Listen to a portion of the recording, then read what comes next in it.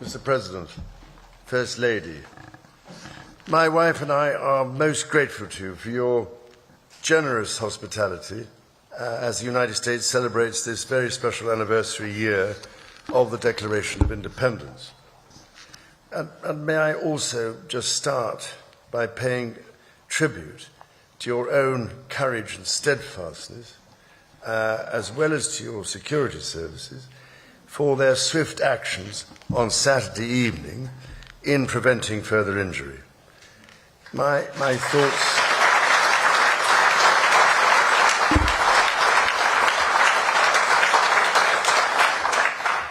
thoughts and sympathies are very much with you, the First Lady, and all those guests for whom this must have been a very upsetting incident. As the words of that famous anthem remind us, this is the land of the free and home of the brave, as your own response demonstrates.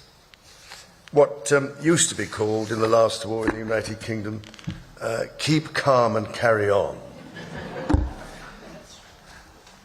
I now realise, ladies and gentlemen, to my amazement, that my first visit to this remarkable country was over 50 years ago, and, Mr. President, the golden threads of history and heritage between our lands are also embodied, as you mentioned earlier today, in your own family and your own family story, whose roots trace back to the beautiful landscapes of Britain's Outer Hebrides and continue, as we know, in the great golf courses of the Highlands. I can only imagine the immense pride with which your own dear mother, indeed both your parents, must be looking down on the great office to which you have been elected for a historic second term. And if I may say so, it is a particular pleasure to be back in this wonderful building, the heart of your democracy. On this occasion, I cannot help noticing the readjustments to the East Wing, Mr. President, following your visit to Windsor Castle last year.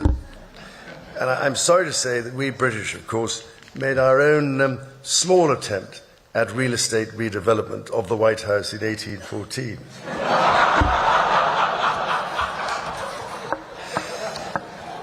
Anyway, I'm so glad we have an important opportunity at this critical time to renew those bonds of history and friendship between our nations and our peoples. 2.5 centuries ago, the United States of America was founded through an audacious and visionary act of self-determination. From the beginning, the American character has been defined by courage, tenacity, and the spirit of adventure. As the direct descendant of King George III, I know this is a nation that never gives up. And my family's history remains reflected in your maps, which read rather like our Christmas card list across the ages. North and South Carolina, Virginia, Maryland, and the cities of Charleston, a particular favourite of mine, obviously, Georgetown, and for that matter, Georgia, Annapolis, as you mentioned, and further favourites, Prince William County and Williamsburg. This said, our French friends can feel equally at home with a glance at a map. Indeed, you recently commented, Mr. President, that if it were not for the United States, European countries would be speaking German. Dare I say that if it wasn't for us, you'd be speaking French.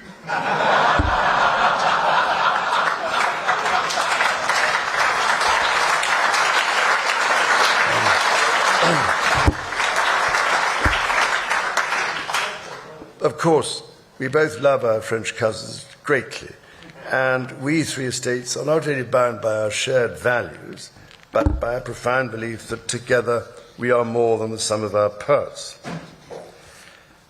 out of the fires of a bitter and bloody Revolutionary War, the triumph of the father of this country, George Washington, and his fellow founders, was to forge a democracy founded upon the rights to liberty and the rule of law. The story of Britain and America is one of reconciliation, from adversaries to the closest of allies, not always perhaps following the straightest path. As you said yourself, Mr. President, during your own state visit at Windsor Castle last year, ours is an unbreakable bond of history and heritage, culture and commerce, industry and invention, and we are determined to face the future together. Tonight, we are here to renew an indispensable alliance which has long been a cornerstone of prosperity and security for both British and American citizens. Our people have fought and fallen together in defense of the values we cherish. Across the ocean and from coast to coast, we have traded, innovated, and created together. We've stood together through the best and worst of times. However, the challenges we now face, from those who wish us harm across the world to balancing the risks and opportunities of powerful new technologies, to the threats to the very international rules that have allowed us to trade and have kept power in balance for 80 years, those challenges encourage us to reaffirm tonight the basis on which our partnership has been built. And yes, we have had our moments of difficulty, even in more recent history. When my mother visited in 1957, not the least of her tasks was to help put the special back into our relationship after a crisis in the Middle East. Nearly 70 years on, it is hard to imagine anything like that happening today. But it is not hard to see how important the relationship remains in matters both seen and unseen. My mother's first Prime Minister, Sir Winston Churchill, understood this so well.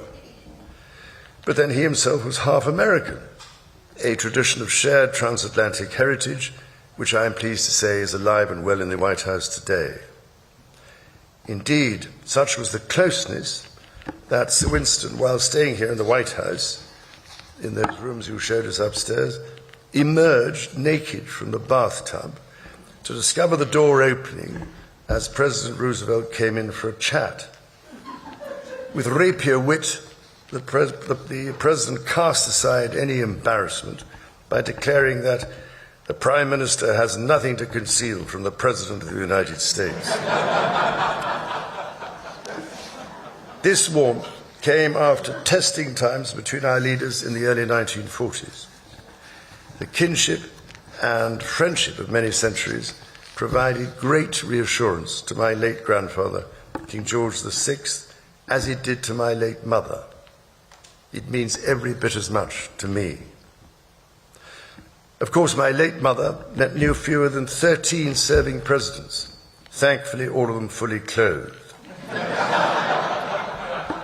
The first president I had the honour of meeting at the age of 10 in 1959 when he came to Balmoral was President Eisenhower, who had served as Supreme Commander of the Allied Expeditionary Forces during World War II at a most critical time in the darkest days of the 20th century. American leadership helped rebuild a shattered continent, playing a decisive role as a defender of freedom in Europe. We and I shall never forget that, not least as freedom is again under attack following Russia's invasion of Ukraine. Today, our partnerships in NATO and AUKUS deepen our technological and military cooperation and ensure that together we can meet the challenges of an increasingly complex and contested world. And speaking of submarine alliances, there was one particular AUKUS predecessor, launched from a UK shipyard in 1944, that served for the majority of her life attached to the 4th Submarine Squadron in Australia, playing a critical role during the war in the Pacific. Her name? HMS Trump. So tonight, Mr. President, I am delighted to present to you, as a personal gift, the original bell which hung on the conning tower of your valiant namesake. May it stand as a testimony to our nation's shared history and shining future. And should you ever need to get hold of us, well, just give us a ring.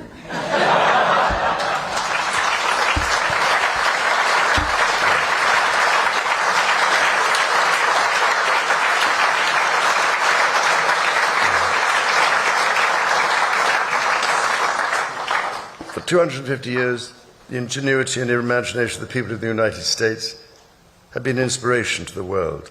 This land of opportunity has nourished some of humanity's greatest minds, from the industrial age to the space age. So many miracles of the modern world have been and still are invented in America. Indeed, we have followed the voyage of Artemis II, or Artemis II, as my family and I might like to call her, with close attention. Now, I know you have big plans for the moon, Mr. President, but I've actually checked the papers, and I rather suspect it is already part of the Commonwealth, I'm afraid. Ladies and gentlemen, on this week's visit, I look forward to meeting the people and communities of this dynamic country, including celebrating some of the work of my King's Trust, which it has been doing in these communities, helping give young people a chance to succeed across America in this year when we mark 50 years of the Trust. Can you believe it? Every year, millions of Britons journey to this remarkable country to experience its glorious national parks, soaring mountains and ancient forests. From the peaks of the Pacific Northwest to the rugged shores of the Atlantic, from the vast expanses of the West to the sweeping prairies and canyons, the natural beauty of this land is found in every corner. And in sport, in just a few weeks, the United States and Canada will be among those to welcome the world as hosts of the FIFA World Cup.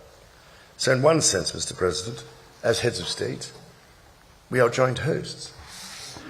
We call this game, by the way, football, Mr. President. And I can only say, as the head of state of 5 competing countries, I will be watching the matches closely and with great enthusiasm. After all, we always like favourable odds.